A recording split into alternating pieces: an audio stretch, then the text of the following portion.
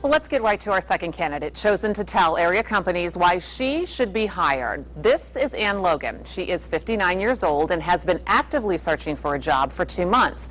She would like to land a position in quality control. Nice to meet you. Nice to meet you, too.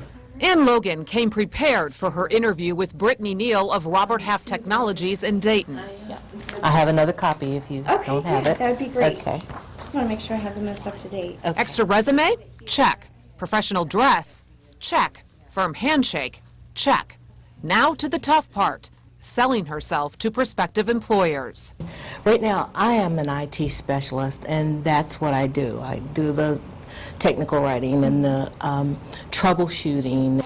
Brittany was quick to point out the good eye contact Ann made throughout the interview. Now, what would you say that your main accomplishment was in your last position? You know, Ann knew got to fall back exactly on that. what she wanted to say. And I worked the brainstorming portion. She shared in a short amount of time how she took on a project from beginning to end. And those controls, I'm proud to say, are still in place today, somewhere either running in the background or in the foreground.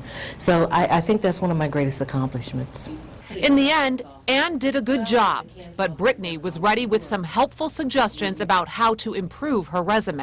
It's always about on your resume being able to expand and then narrow down.